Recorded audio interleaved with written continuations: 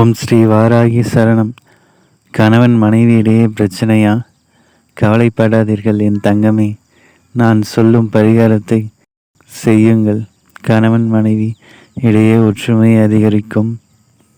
கணவன் மனைவி ஒற்றுமையுடன் வாழ பரிகாரம்.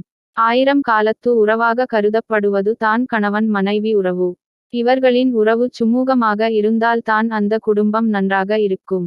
அதனால்தான் வாழ்க்கை என்னும் வண்டியை ஓட்டுவதற்கு கணவன் மனைவி என்ற இருசக்கரங்கள் வேண்டும் என்று நம் முன்னோர்கள் கூறியிருக்கிறார்கள்.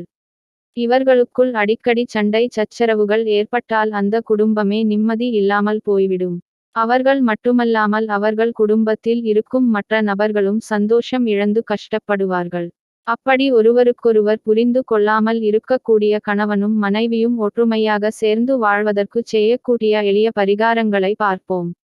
கணவனும் மனைவியும் ஒற்றுமையாக வாழ வேண்டும் என்றால் ஒருவரை ஒருவர் புரிந்து கொண்டு வாழ வேண்டும்.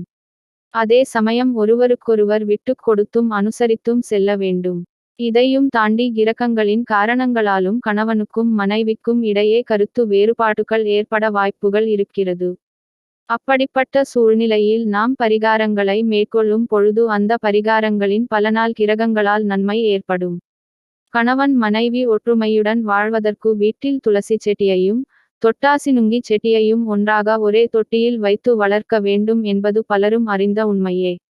அவ்வாறு வளர்க்க இடமில்லாத பட்சத்தில் துளசி வேரையும் தொட்டாசினுங்கி வேரையும் ஆயுதம் படாமல் எடுத்து மஞ்சள் தண்ணீரில் சுத்தம் செய்து ஒன்றாக சேர்த்து வெள்ளி அல்லது செம்பு தாயத்தில் போட வேண்டும். பிறகு அந்த தாயத்தை குலதெய்வத்தின் பாதத்தில் வைத்து வழிபட்டு விட்டு கணவனும் மனைவியும் போட்டு கொள்ள வேண்டும். இப்படி செய்வதன் மூலம் அவர்களுக்குள் ஒற்றுமை அதிகரிக்கும்.